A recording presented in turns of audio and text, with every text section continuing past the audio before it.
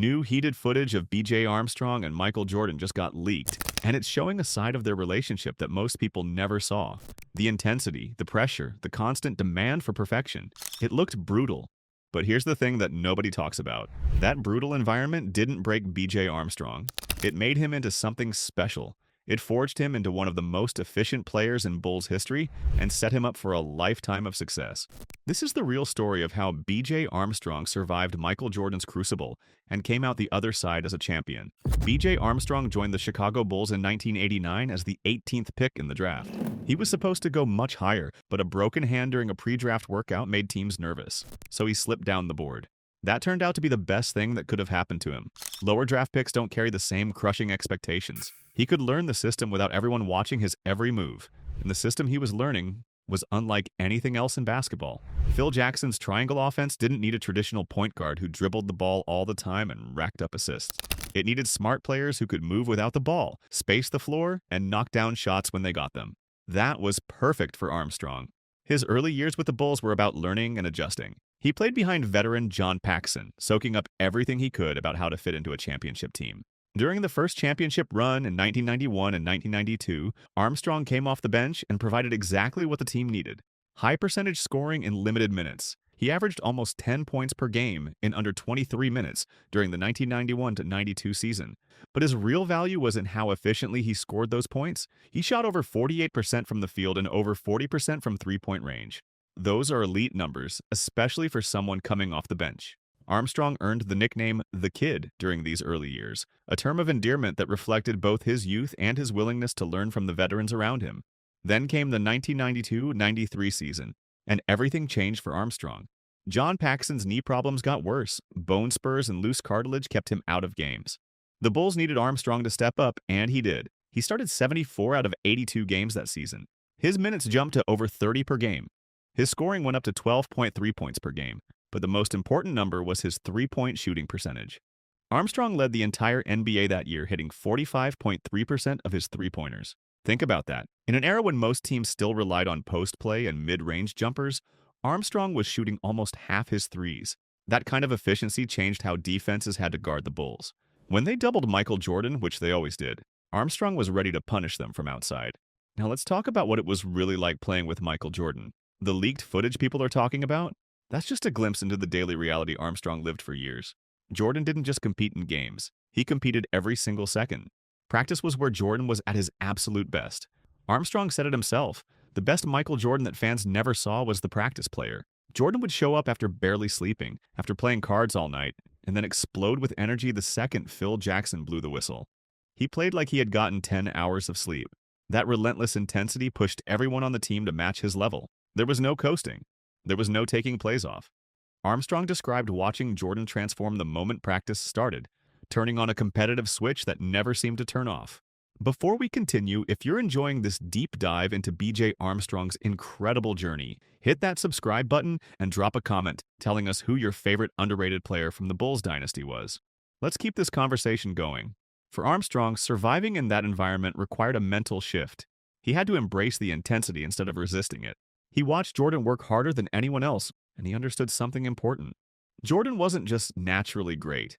He earned his greatness through obsessive dedication. That made the tough practices and harsh criticism easier to accept.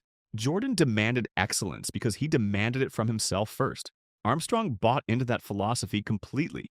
He internalized the message that perfection was the standard, not the goal, and that mindset showed up in his performance during the biggest moments. Armstrong later reflected that this was the key to understanding Jordan's leadership. It wasn't about being mean for the sake of being mean. It was about raising everyone to a level they didn't know they could reach. The 1993 playoffs proved Armstrong belonged on this stage. His efficiency actually increased under playoff pressure. He averaged 11.4 points per game, while shooting 52.4% from the field and an incredible 51.2% from three-point range. Let that sink in. He made more than half his three-pointers in the playoffs. His true shooting percentage was 58.6%. Those are superstar-level efficiency numbers. And then came Game 3 of the 1993 Finals against the Phoenix Suns, the game that went to triple overtime. Armstrong played 58 minutes that night, more than any other Bulls player, including Michael Jordan. Phil Jackson trusted him to guard Kevin Johnson, Phoenix's dynamic point guard, for almost the entire game. Johnson played 62 minutes. the most in finals history at that time. Armstrong had to stay with him every step of the way. The stamina, the focus, the defensive discipline required for that performance was extraordinary. That wasn't just about being a good shooter. That was about being a complete, reliable player in the highest pressure situation imaginable. Armstrong's career three-point shooting percentage is 42.5%. That ranks him 12th in NBA history. He shot better than Klay Thompson, better than J.J. Redick, better than Hall of Famers Ray Allen and Reggie Miller. Those guys are considered some of the greatest shooters ever. Armstrong was more accurate than all of them. The only reason he's not talked about the same way is because he played in an era that didn't value three-point shooting the way the modern NBA does. If Armstrong played today, teams would build entire offensive systems around his shooting. He'd be considered a foundational piece, not just a role player. His shooting numbers prove that he possessed a skill that was ahead of its time, a skill that would be worth tens of millions of dollars in the modern game. The 1993-94 season, after Jordan retired, showed everyone what Armstrong could do with a bigger role. He averaged a career-high 14.8 points and 4.5 assists per game. His three-point shooting stayed elite at 44.4%, third best in the entire league. The Bulls won 55 games that season and stayed competitive for the championship. Armstrong was selected as an all-star starter, finishing second in the Eastern Conference guard, voting behind only Shaquille O'Neal. Some analysts argued he didn't deserve it because his assist numbers were still low for a point guard. But they missed the point. Armstrong wasn't supposed to be a traditional point guard. He was a system player who maximized efficiency. The Bulls fans understood his value, and they voted him into the All-Star game because they'd watched him help win 3 championships. His selection proved that the people who watched him every night knew exactly how important he was to the team's success. Then came the tough part, the business side of basketball. When Jordan returned for the 1994-95 season, the Bulls had decisions to make. They needed cap space to build the roster for another championship run. Armstrong was making $2.8 million. That was expensive for a specialized shooter. The team had already signed Steve Kerr, who could provide similar shooting at a lower cost. They needed better perimeter defense and toughness, which meant transitioning Ron Harper into the point guard role. So the Bulls left Armstrong unprotected in the 1995 expansion draft. The Toronto Raptors selected him with the #1 overall pick. It wasn't personal, it was strategic. The Bulls used that cap space to sign Dennis Rodman and re-sign Luke Longley. Those moves helped them win 3 more championships.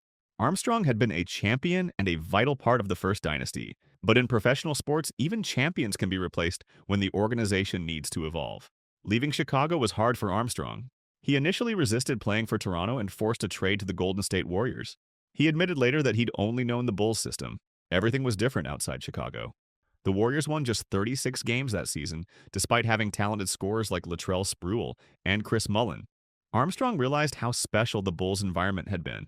The structure, the intensity, the championship culture. It had all been essential to his success. Playing alongside Chris Mullin, who Armstrong deeply respected as one of the hardest working players in NBA history, gave him a new appreciation for dedication.